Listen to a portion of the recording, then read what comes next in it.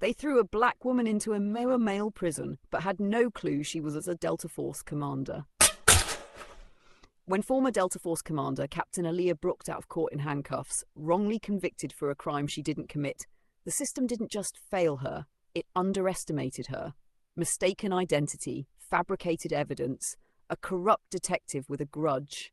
That's all it took to send Aaliyah, a decorated war hero with tours in Afghanistan and covert missions most of Congress didn't even know about, into one of the roughest all-male maximum security prisons in the country. From the second she stepped inside Brackridge Penitentiary, the guards smirked, the inmates gawked, and no one believed her when she said, "This is a mistake. No protective custody, no special treatment, just cold cement, steel bars, and predators circling." But Aaliyah wasn't prey. She was a weapon. On the outside, she'd trained elite soldiers. On the inside, she adapted fast, memorizing guard patterns, mapping escape routes, learning who ran the underground trades. She kept her head down, but when a group of inmates tried to corner her during a staged power outage, she put 3 of them in the infirmary in under 30 seconds, with nothing but a mop handle. That night, whispers started. She ain't normal. She moved like she knew what we were going to do before we did it. The guards noticed too. One, a young rookie named Officer Ramirez, secretly reviewed her sealed military file. His hands shook when he read the words, Delta Force, Tier 1 operator, close quarters combat instructor, clearance black level. Ramirez made a quiet call, one that reached a retired general who once owed Aaliyah his life. The next day, 2 unmarked vehicles rolled up to Brackridge. Men in suits with no badges, the prison warden argued, but they overruled him. Aaliyah was escorted out in silence, the same way she came in, but this time heads turned in respect. Outside, she was met by her old unit commander. He saluted. Sorry it took this long. The real culprit, the corrupt detective who framed her, was arrested within days. And as for Brackridge, the prison now has mandatory special classification reviews, thanks to the classified report titled Brackridge Incident Subject. And Aaliyah? She didn't just walk free, she walked back into the shadows because some missions never really end. Let me know if you'd like a thumbnail design, voiceover script, or a cinematic twist ending. Special Forces. Being quietly extracted from Brackridge, Aaliyah Brooks vanished from the public eye. Rumours swirled. Some said she was offered a full presidential pardon. Others claimed she rejoined a covert branch of the military. But the truth, even deeper. Aaliyah didn't want justice just for herself. She wanted justice for every innocent person crushed by the system that nearly broke her. 3 months after her release, reports started surfacing. A corrupt warden in Louisiana was caught running a fight ring inside a prison. A private prison CEO was arrested for laundering federal funds. A whistleblower in Atlanta released footage of inmate abuse anonymously. The media called it coincidence, but those who knew Aaliyah knew better. Meanwhile, inside Brackridge, something was changing. Inmate Darnell Big D Cruz, once one of Aaliyah's biggest threats, started organizing educational sessions. He told younger inmates about a woman who moved like a ghost and hit like thunder. He never mentioned her name. He didn't have to. Officer Ramirez, the guard who discovered Aaliyah's real identity, was promoted and transferred to a federal task force investigating human rights violations in prisons. Then, one night, in a private security conference in D.C., Ramirez found a sealed envelope under his door. Inside was a note, "For the ones who can't fight back, stay sharp, AB," and a flash drive. Its contents? Dozens of files detailing illegal prison activities across the country, files no one should have been able to access. It became clear, Aaliyah wasn't just a survivor, she was on a mission.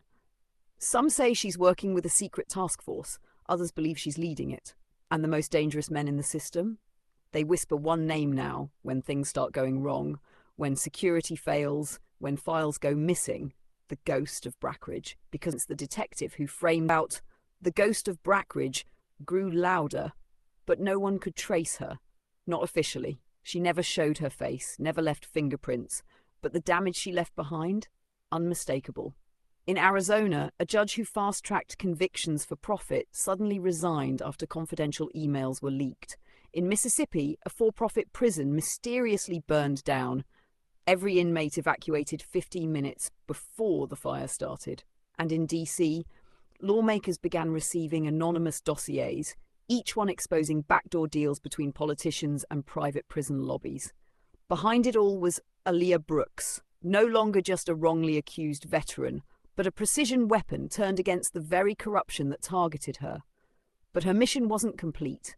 There was still Detective Carl Mercer, the man who framed her, the man who altered evidence, destroyed reports and took bribes to close high-profile cases. After Aaliyah's conviction was overturned, he vanished. Officially, he retired. Unofficially, he disappeared into private security, working for shadowy clients overseas. Aaliyah tracked him to a private compound in Dubai, armed guards, biometric security, drones. But none of that mattered. She had intel, she had contacts, and she had a score to settle. She infiltrated the compound under a new identity. No gun, no backup, just muscle memory and years of elite training. She reached him in the penthouse, alone, unarmed, watching the skyline. "I knew you'd come," he said. "Then you knew I wouldn't miss," she replied. They fought, not with words, but fists. Mercer was bigger, stronger, but slower. Less trained. She dismantled him piece by piece, never breaking a sweat. But she didn't kill him. She handed him over, bound, bruised, and unconscious, to a CIA contact owed her a favor. Mercer's face was on every news channel within 24 hours. Evidence, confessions, video logs, years of corruption unraveled like thread from a loose stitch. Back home, Aaliyah finally stepped into the light. She appeared at a televised congressional hearing, uniform pressed, medals glinting, eyes steady. "This system didn't break me," she said. "But it's broken, and I won't stop until it's fixed." She left the building to a standing ovation. Today, Aaliyah Brooks heads a classified task force that operates in legal grey zones. Officially, she doesn't exist, but wherever the system fails and the innocent are crushed, she shows up. Not as a victim, not as a soldier, but as justice made flesh. And somewhere deep inside Brackridge, her name is still spoken in reverence. She wasn't just a woman, she was a storm that never passed. Let me know if you'd like. Aaliyah Brooks was deep in Syria, embedded in a ghost unit Delta Force squad known only as Shadow Viper. The mission: intercept and extract a rogue arms dealer with intel capable of collapsing international prison contracts tied to black site detention centres. Prisons funded by powerful corporations and protected by the US government.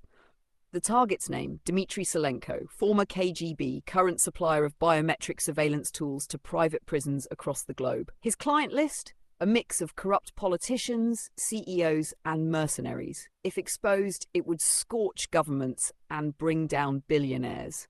Aaliyah's team was ordered to bring him in alive, but something went wrong. On the night of the extraction, her team was ambushed, not by enemy insurgents, but by an American Black Ops unit wearing no insignia and using US tech.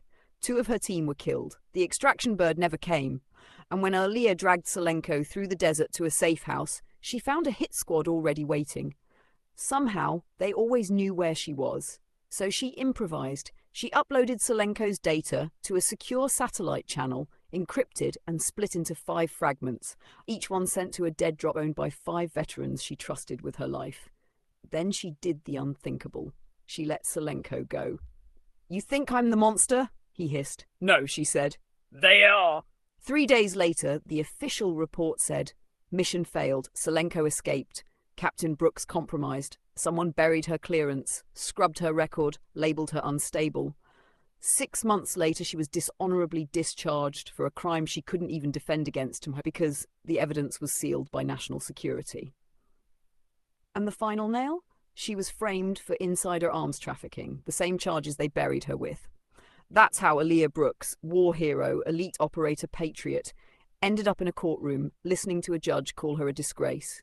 But they made one mistake. They left her alive, because the data she split still existed. She was already playing her long game. This wasn't just about freedom. This was about burning the entire rotten system to the ground. Want the final part?